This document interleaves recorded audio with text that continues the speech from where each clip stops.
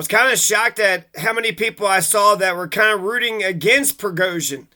Prigozhin was a general who was pissed off at his president, so he's like, fuck it, I'm going to march on Moscow with my army. Fuck it, I'm going to march on Moscow with my army. And that's exactly what you want to happen. That's the reason why we have sanctions and shit, right? To get his own people to turn against him. If the Russian people, they have a legitimate claim. They got a legitimate revolutionary claim to overthrow their dictator, to topple their dictator. He's a dictator, so he doesn't care about the Constitution. The elections are fucking shams. Bill of Rights, Constitution, federalism, 3 branches of government. You actually need somebody that's in charge that gives a fuck about these things, because that's how we're preventing tyranny. The people that would be sad, the people that would be happy that he's dead and gone.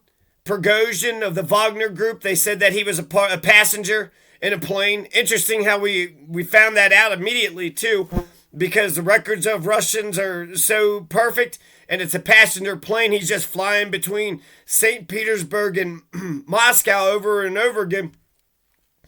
Apparently, it could have been anybody. It could have been the U.S. It could have been Ukraine. It could have been, you think it's Putin. It seems like it'd be a move that Putin does. He poisons every one of his oppositions or jails them, Navalny, and fuck, I mean, there's probably dozens and dozens of people that have been poisoned. Even in England, I think he got to some people that were in England. He's KGB. He is like the CIA became president. He is a fucking terrorist since 1999. This motherfucker has been a terrorist. So the warmongers, the people that want the war in Ukraine to keep on going, on everybody's side, anybody that wants to keep on going. If Prigozhin would have took out Putin, that ends the fucking war. The war's fucking done. We win or we don't win.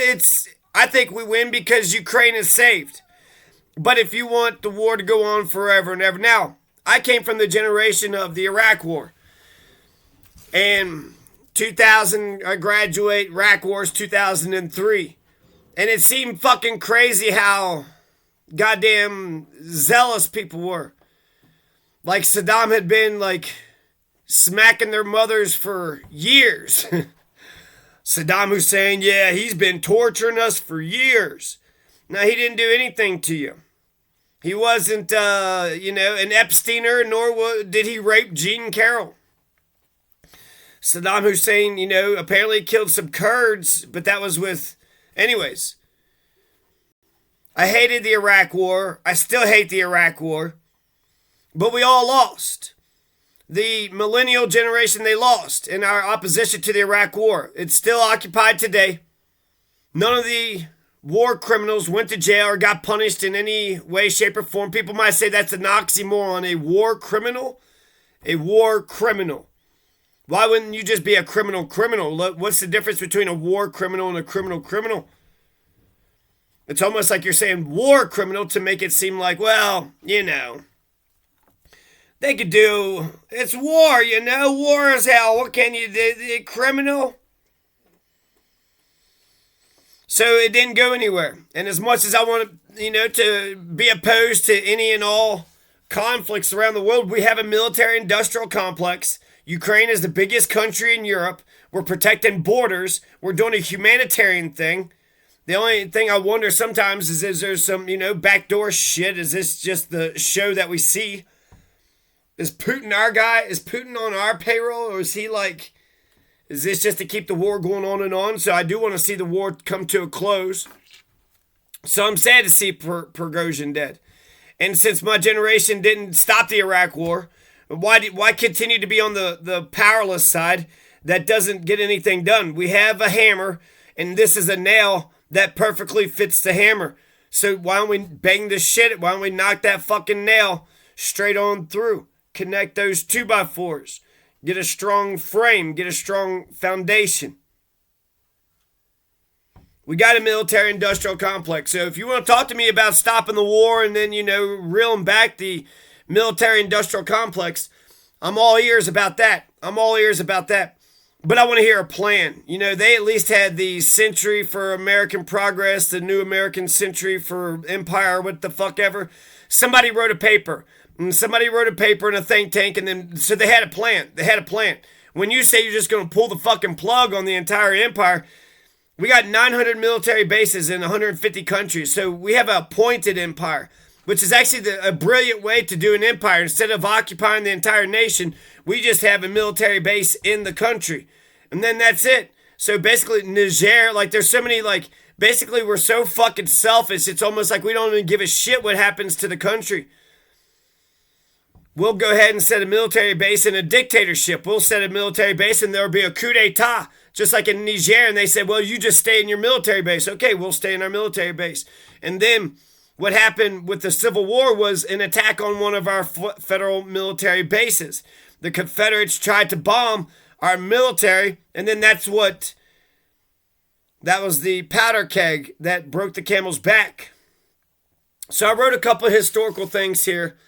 When I think about Prigozhin, a military leader, and apparently he's fighting a battle, and then the fucking Russians were attacking his men. So they had, friendly fire, right? If we're going to assume Wagner and Putin's men were on the same side. So they were fighting a conflict, and you had Prigozhin's men was getting shot, and then they had to defend themselves. So they shot, so it was Russian on Russian crime, Russian on Russian murder. And then Prigozhin is, going to do a mutiny or whatever. He's going to overthrow the government, but then he changes his mind, and then they shake hands, and then apparently he goes to Belarus, I thought. So if he's in Belarus, and now he's in St. Petersburg, was the traditional capital of, so he's going to these two major Russian cities, from Moscow to St. Petersburg. And then it was caught on video by some random. So has this ever happened in American history? Have we ever had a general that took over the president, the commander-in-chief? And the only thing I could think of was FDR. There was a banker's sort of heist. Now, I've thought of some other marches, and they call it Coxey's Army, and they call it Bonus Army, Kelly's Army. Shays' Rebellion was kind of like that. Shays' Rebellion wasn't a general. Shay was just a regular fucking soldier, a rank and file, grunt, frontline grunt. And he just got pissed off because he lost his farm. But it's like, I'm a fucking American revolutionary. I was there with George Washington. We fought in every battle, and we won that motherfucking war. You can't have taxation without representation. You can't take my farmland. I fought for America. But the banks were the ones that were in charge, and they're going to take your land, and you didn't raise enough fucking corn on the cob and peppers and onions. You slagged on the onions, and now they're going to take his 40 acres and a mule. 1787 Shays' Rebellion, 1894 Coxey's Army, 1932 Bonus Army. Then you have the Bonus Army is interesting with FDR and Eleanor Roosevelt, the Million Man March. Then you had the Million Woman March, and then you had the Great March on Washington. MLK was going to do a poor people's campaign, but it never materialized. But his I Have a Dream speech is what, capstone was the highlight, the climax of the Great March on Washington, which they had called it the Jobs and Freedom March. It was A. Philip Randolph, Bayard Rustin, bunch of civil rights and labor folks and religious folks had the Great March on Washington. And in front of the Lincoln Memorial, that's when MLK says that he has a dream that one day we'll all be integrated. And John F. Kennedy was scared to death of this. He was like, shit, a lot of black folks just marched into town. They're going to take over the Capitol. And then this is known as a very managed protest. And that's why Malcolm X was very caustic and critical of the Great March on Washington. It wasn't the Battle of Washington. There was a Battle of Washington with the Bonus Army.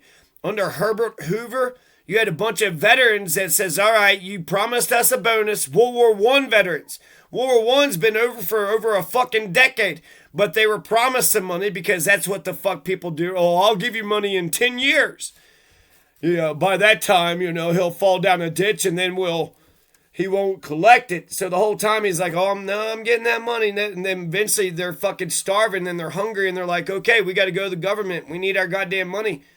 I'll talk to you about the Bonus Army here in a second. But 1787 Shays' Rebellion is a military conflict with the fucking soldier. And then George Washington is going to go smash it. And then the reason why Shays' Rebellion, you got to mention Shays' Rebellion, because the origin of the U.S. Constitution, we were the Articles of Confederation. Shays' Rebellion happens. Now we're doing the U.S. Constitution. And then the presidency is going to get established, and he's going to be the first president, right? So that's Washington is looking at Europe, and he's like, they're all like Adam Sandler. They're all going to laugh at us. They're gonna laugh at you. And so it was like, oh shit, we just started our country, and here we got another fucking revolution within a revolution. And then this is Thomas Jefferson is in France as I guess some kind of ambassadorship. And he was saying that that's when we need a little revolution every now and again is a good thing. It's natural. It's the water. It's the manure and the water. The tree of liberty is watered with the blood of patriots and tyrants. And so he's saying that we should have a revolution every 20 years. And so by my calculations, we're about 232 motherfucking years late. When I think of a revolution, my pinnacle of what I would like to see the revolution at least cover. I hope it, does a bunch of things, but I want a strong Bill of Rights. And I know we got a Bill of Rights. I know we got a state Bill of Rights, but this 232 fucking years ago, like we can update this shit and we can make it more poignant and we can make it more specific and we can clarify shit that wasn't clarified from before. And we can add to it. We're supposed to be the freest country in the world just because of the freedoms that we come up with over 200 years ago. And I like being lawful because when you're lawful, it's like, okay, well, what can you do? Well, we got a right to petition. We got a right to peacefully assemble. Let's all get together peacefully and then give the king an olive branch, a petition. Here, king. No, we could peacefully petition. Free speech, right to religion. There's another one. The First Amendment is petition and press, freedom of the press. So those are your options.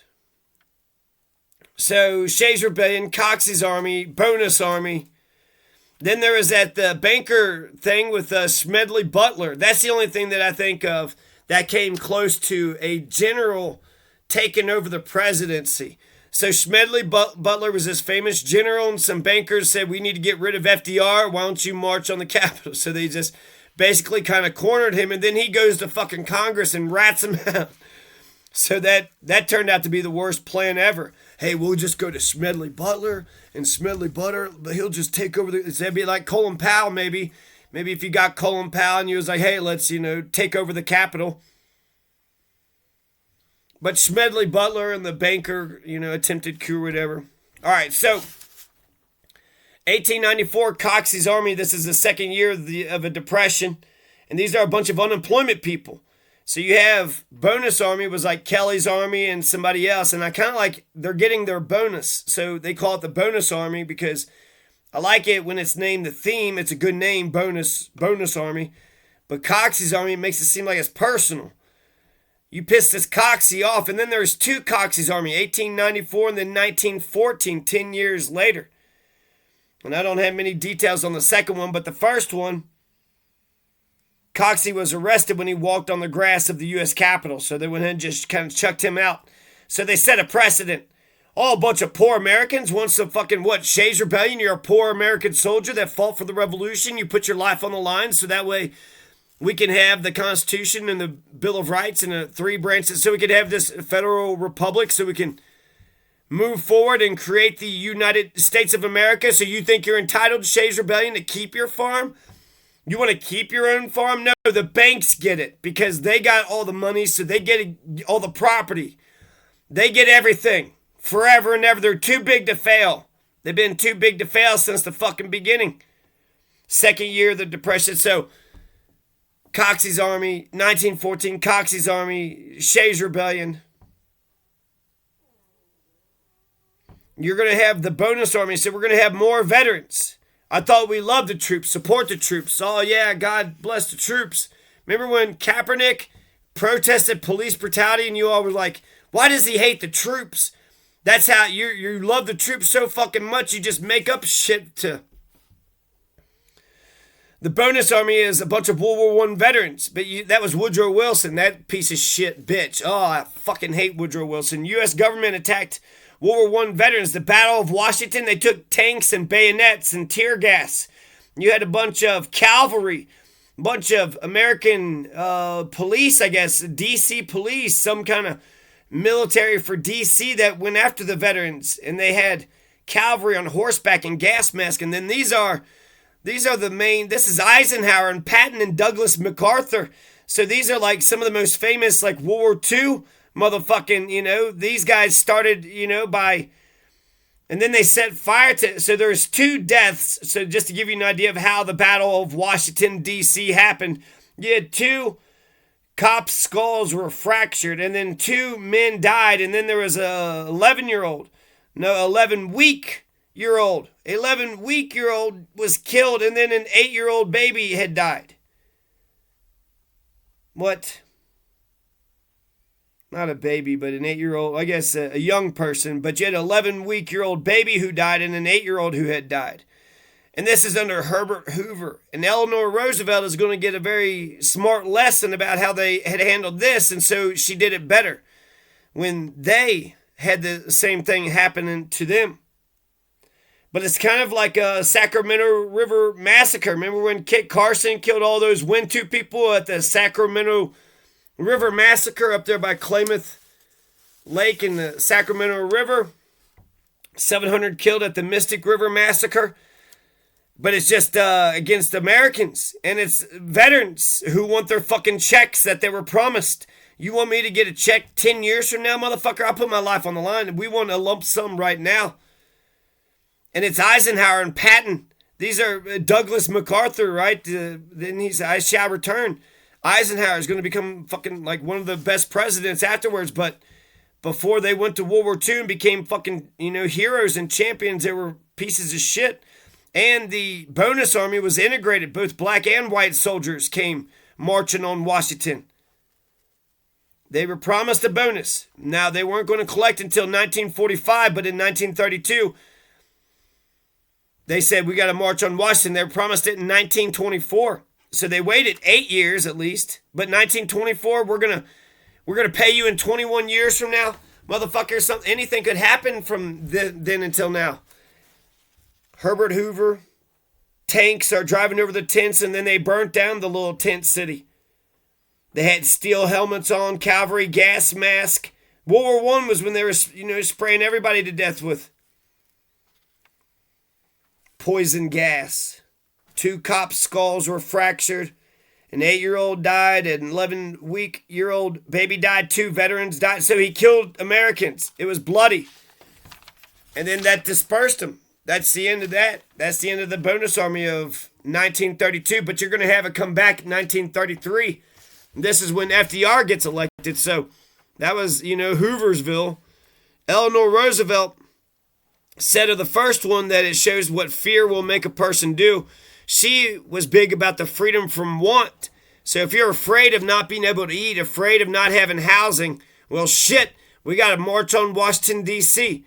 So she thought it was fear that was motivating them. In 1933, in May, you're going to have the exact same thing. Louis Howe, the advisor, clean campsite, Fort Hunt, Virginia, sanitation, toilet, and 3 meals a day. So he got Louis Howe as the advisor, and they actually gave the bonus marchers their own clean campsite at Fort Hunt, Virginia. And they gave them sanitation, so toilet, shower, cleaning up, and 3 meals a day, hots in the cot, and sanitation.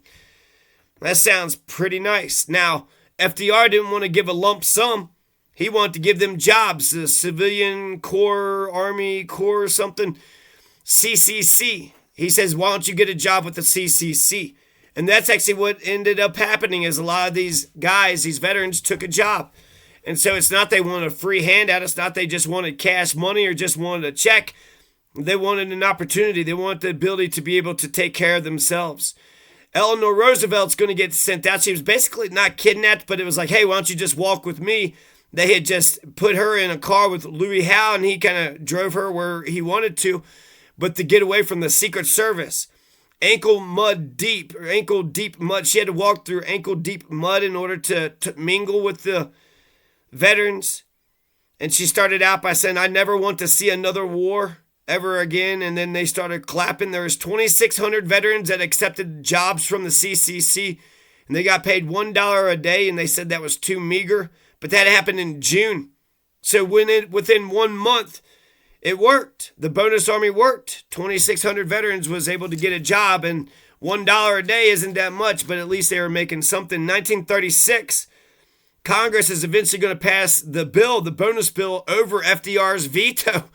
So even though FDR kind of learned his lesson from Herbert Hoover, he didn't really learn his lesson. He gave him jobs, and so he thought he was brilliant. Why don't we just keep giving him jobs? But it's like we promised him the money, 1945, is going to come around, and we're going to have to pay a lump sum then anyways. So they went ahead and paid out to the troops $580 per person, per man, which ended up being $2 billion. So for 3 million soldiers, they got $2 billion, $580 per man. So $580 to, put your life on the line. And how was, we were in there for a year or two, wasn't it? So we were there for a year, $580 at least, and then people have like fucking trauma and PTSD, shell shock. People might have lost a limb or two. And then FDR is going to completely evolve. By 1944, we're going to get the behemoth. We're going to get VA. The veterans are going to get huge benefits. They're going to get the GI Bill. And with the GI Bill, which is still around today, you could use that money for anything, for a brand new house, for a small business, and for college. So FDR turned around, and now, soldiers can go to college and start their own businesses and provide a house for their families so they could raise their families.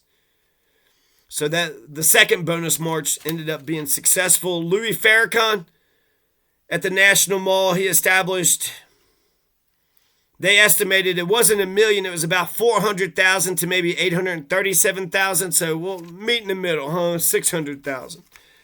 Louis Farrakhan is the one that's going to call for it October 16th, 1995. 1997, you had the Million Woman March, which was excluded. Black women felt excluded from the Million Man March, which isn't that a good name? We got a Million Man March. They didn't reach 1 million, but that was the goal. And then the Million Woman March actually happened in Philadelphia. And you had 500,000 black women on the Ben Franklin Parkway. So that wasn't, nothing to shake a stick at. And then you had the Great March, which this is the one that scared Kennedy, JFK. You had a bunch of black folks marching to Washington, D.C., and then you had Kennedy, and they're like, oh, shit. So he managed the thing, and then Malcolm X was like, it was a circus. It was a damn picnic. That you could have had a revolution. You could have took over the Capitol. You could have made this country yours. You know how close, how scared the establishment, that's where they all were. So the Great March on Washington is I Have a Dream, Martin Luther King in front of the Lincoln Memorial, A. Philip Randolph, Bayard Rustin, Civil Rights, Labor, and Religion all got together for a Jobs and Freedom March. That's what it was billed as, a Jobs and Freedom March. You had 250,000 people who attended. 80% of the 250,000 were black. This is going to lead to the passing of the 1964 Civil Rights Act and the 1965 Voting Rights Act. And what do those two acts do? That integrates America. So Abraham Lincoln freed the slaves, but then you had segregation for 100 years.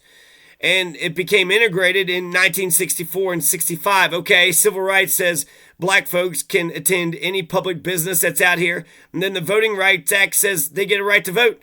And that's to make sure that they have the power to enforce their Civil Rights Act. So MLK was, fucking brilliant, right? 64, 65, he was able to get LBJ to do it because JFK is going to get killed in 1963. And that's when the march happened, when it was 61, 62, 63. I don't even have a date for the Great March, the I Have a Dream. But 61, 2 or 3, it's when Kennedy was in there before he got, killed after he was elected. The reason why I mention that is because it helped his civil rights bill. Afterwards, he was scared to death, but he went ahead and invited 10 leaders of the march at 5 p.m. to come into the White House and to talk about this and that. He didn't want to talk to him before the march because he didn't want a list of demands. So it was like the march is over. They gave speeches. He wanted to talk to him afterwards. So JFK did handle this march. It was a march, right? So it wasn't really meant to be a revolutionary army of sorts. It was just meant to be a march to show solidarity. But it does suck to march all that way just for a damn speech, because it's like, I thought we was going to take over the Capitol January 6th. You had Hitler, and you had Fidel Castro, and you had, who else? Hugo Chavez. Apparently, when you try to take over the Capitol, the people don't hold that against you. It's like you got gumption or something. Hugo Chavez tried to take over the Capitol, was elected president later on. Hitler tried to take over the Capitol violently, was elected later on, and so was Fidel Castro. He tried to violently take over the Capitol and then came back and did violently he failed the first time. But he said that history will absolve him, which he was absolutely right about. So the white establishment of Washington, D.C. completely co-opted it, but maybe everybody was just for integration. We were sick of the bullshit. JFK just got elected, the Kennedys, so March on Washington. People said that it was very inspiring when they were doing civil rights work out in, fucking Mississippi and shit, to see that a whole bunch of black folks in D.C. were also, giving them hell as well. So they said it was a triumph of a managed protest. The triumph of a managed protest. Malcolm X said it was a picnic. What was it? This ain't no motherfucking picnic. Helped his civil rights bill. So JFK's civil rights bill was helped. And then he's going to get shot and killed. And then LBJ is going to be the one that pushes the Civil Rights Act and the Voting Rights Act on through. Which is kind of amazing when you think about who the fuck LBJ was. But he was like, okay, you had the March on Washington. JFK had a civil rights bill. And now LBJ is like, you know what?